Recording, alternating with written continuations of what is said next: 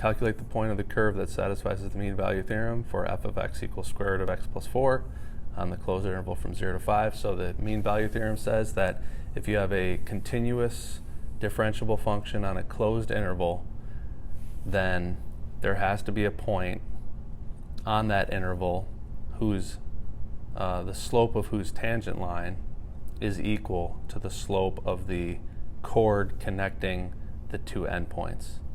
So this function here that if we look just real quick, take a look at that function, it's going to look something like this. It's shifted over 4 to the left, so it's going to be here. There's starting at -4, it's going to go up like that. There's going to be the 2 points. If I take the point 0, 2, right? If you plug in 0, you'll get to f of x, you'll get 0 plus 4, the square root of that is 2. So your point is 0, 2. And your other point, 5, if I plug in 5, I'll get 3. So 5, 3.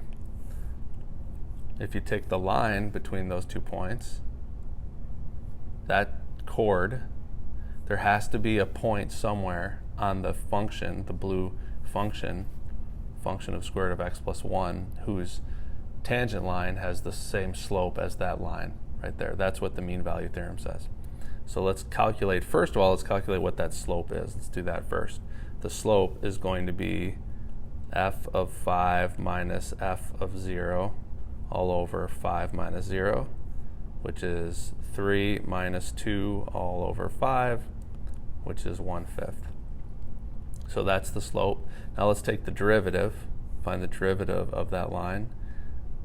I'll use for the derivative, remember that's just the same as x plus 4 to the 1/2 power. So the derivative, f prime of x equals 1/2 x plus 4 to the negative 1/2 power times the derivative of the inside chain rule, which is just 1. Simplify that, it equals 1 over 2 square root of x plus 4.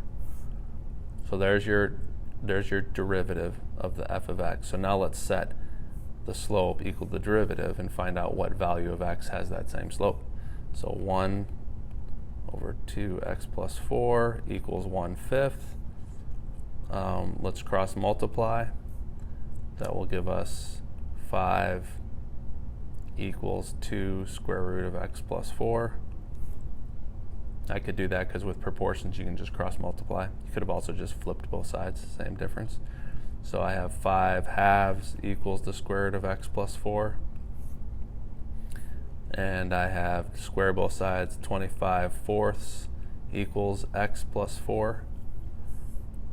And x equals 25 fourths minus 4. If you clean that up, 4 is 16 over 4. So 25 minus 16 is 9. 9 fourths is your answer. So 9 fourths, or 2 1/4, is that point, which is somewhere right in here. This is 9 fourths, or 2 1/4. If you go up to the curve and you draw the secant line or the tangent line for that, it will be this. It will have the same slope as that green line. We can't see it very much because that graph is really small, but that's what you're doing. And then the last step is to plug that x value into your original function to find out what your y value is. So I'll do that right above the graph here. F of 9 fourths equals the square root of 9 fourths plus 4 is 16 fourths, so I'll just write that, which equals the square root of 25 fourths, which is just 5 halves. So your point is actually 9 fourths, 25, or 5 halves. 9 fourths, 5 halves is your point. And that's the answer to your question that said calculate the point.